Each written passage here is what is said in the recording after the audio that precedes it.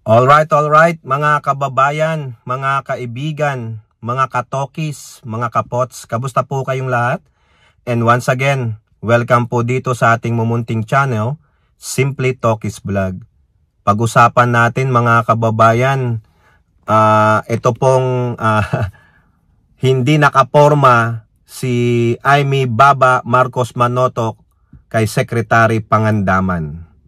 Kasi itong Senator Baba na ito ay meron pong iginigiit. Talagang gusto niyang tumbukin yung taong ito para po magalit ang taong bayan at malamang mangyari na ang hindi dapat inaasahan. Pero kung gustong-gusto po yan ng mga DD shit.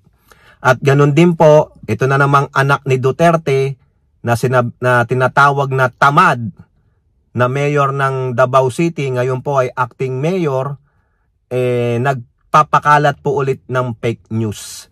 Magaling magsalita, no? Magaling maghanap ng accountability, pero sila walang accountability. Ano ang moral ascendancy mo para magdadaldal ng accountability? Hinayupak. Binara po siya dyan ng HOR spokesperson Princess Abante. So, shout out po lahat sa inyo and may God bless us all. So, unahin natin mga kababayan kasi meron po akong napanood na video. Hindi naman natin pwedeng isama dito. Kasi po, makaka-copyright po tayo. No, salamat na lang sa nag-upload ng video na yan. Nandiyan po yan, kalat po yan sa FB page. No? Mga FB pages. Yung pong balitaktakan ni DBM Secretary o Department of Budget Management Secretary Amenah Pangandaman at Senator Imee Baba Marcos Manotoc tungkol po dito sa sinasabing irata. No? Kasi ginigiit po ng inyong engot at tanga na Senator Imee Baba Marcos Manotoc na ang presidente daw po, ang presidente na mismong kapatid niya ang siyang nagsisingit o naglalagay ng erata. Yung amount daw po doon sa budget. Ano kaya ang source ni Imee? Tama. Ang source niya para sabihin niya yung Presidente Marcos na kapatid niya ang gumagawa ng kalokohan sa budget na iyan. Pinipilit niya po. Ano po ang sagot ni Secretary Pangandaman? Hindi po ang presidente. Hindi po, sabi niya. Ang mga budget, ang mga department secretary po, hindi po ang presidente ang naglalagay ng erata. Ngayon, pinipilit pa rin ni Imee Baba Marcos Manotoc na hindi ang presidente. Ang sabi na nga ni Pangandaman na siya mismo, ang tumitingin, nangangalaga dyan sa pagbabudget. Siya ang secretary kaya alam niya. Ikaw, Imee Marcos, ano alam mo? Diba, humihingi ka lang naman ng information sa mga insiders.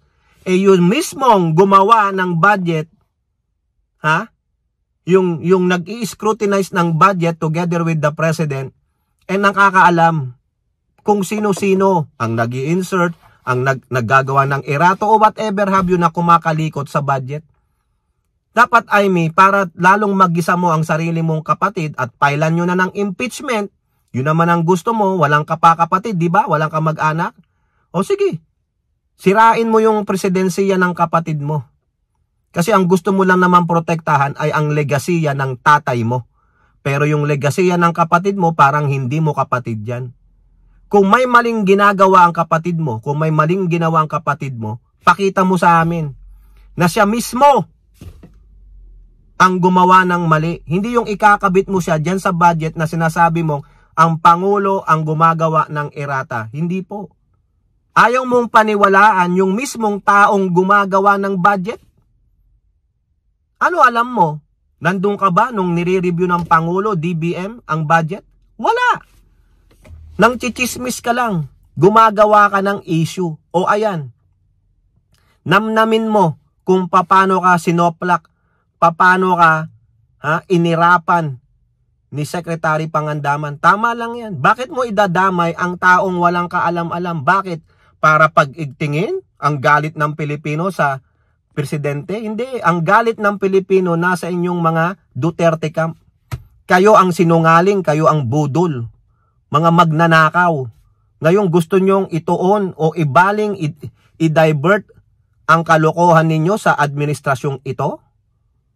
Ano, bakit? Kating-kating na kayong iyo po si Sara Tocmol Duterte? It will not happen.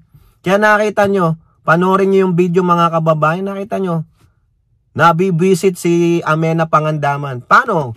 Ginigiit nitong senatora na ito na kapatid niya ang presidente, na ang presidente ang may kasalanan. Sa pagsingit-singit diyan sa erata, o sinabihan ka, Secretary Pangandaman stood her ground. Hindi po. Ang mga department secretaries po. O, hindi nakuha ni Amy ang tamang sagot. O, sinong napahiya? Sinong nagmukhang tanga? Si Amy, mali ang impormasyon mo, bugok! Oo.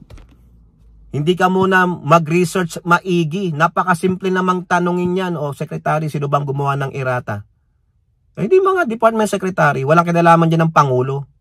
O, ganun lang naman. Bakit mo pa tatanungin sa hearing? Ay, para lang ipamukhang mali ang Pangulo. May ginagawang kabalbalan ng kapatid niya. Wala nga kayong mapakitang kabalbalan na ginagawa ng kapatid mo. Gusto nyo lang sirain para iupuso nyo si Tocmol? O, mag-wish upon the star na lang kayo. Hanapin nyo yung genie in the bottle ni Aladdin.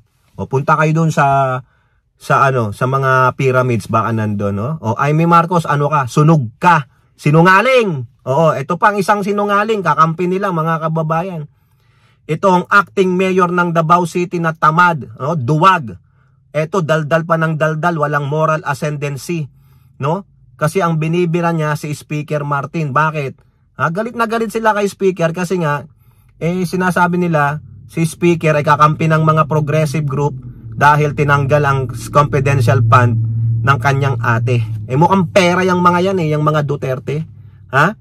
O, anong sabi niya? Bakit daw lumobo yung kayamanan ni Martin ng 200 million to how many billions? Base daw yun sa SALN ni Speaker Martin. Unang-una, paano mo nakita ang SALN ni Speaker Martin? Hindi naman sinasa publiko pa yan. Diba? Paano ka nakakuha ng kopya niya ng SALN from 2022? Buti ka pa, may access ka sa SALN, pinayagan ka. Diba? Sabi ng ombudsman, pwede mo lang makita ang SALN ng mga politiko with their consent. So nagpaalam ka. Isinapubliko ba yan ni Martin, yung kanyang SALN from the previous years? Paano mo nalaman na 200 million lang yung income niya way back the previous years at lumobo ng billion?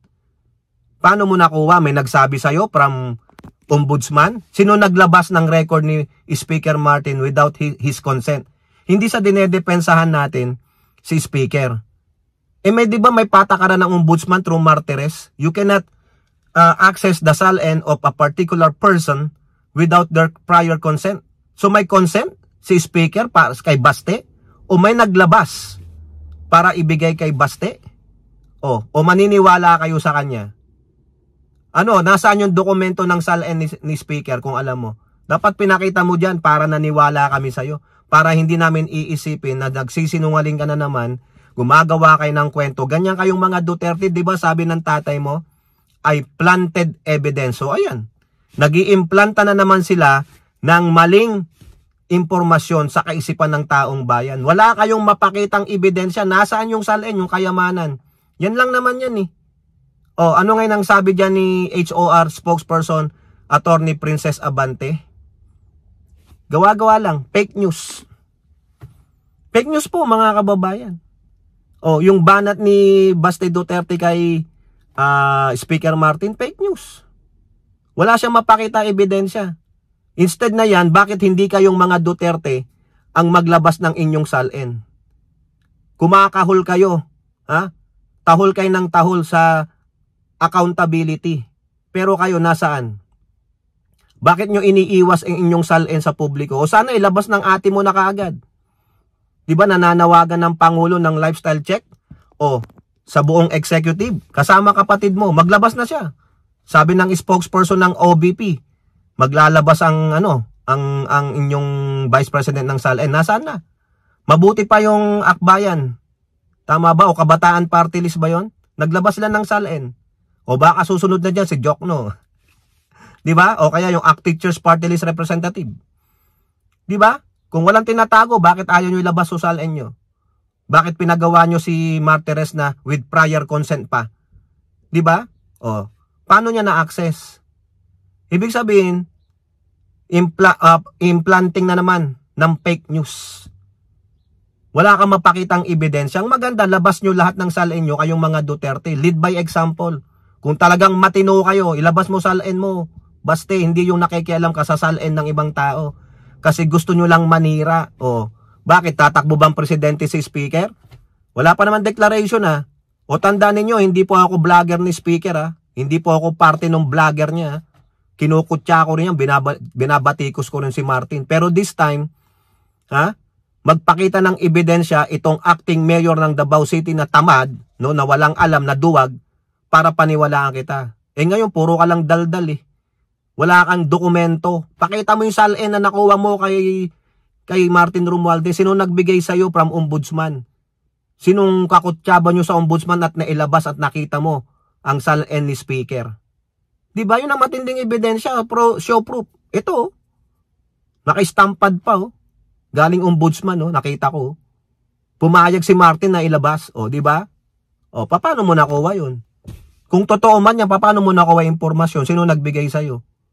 Di ba? Di ba bawal yan? Without the prior consent of the owner?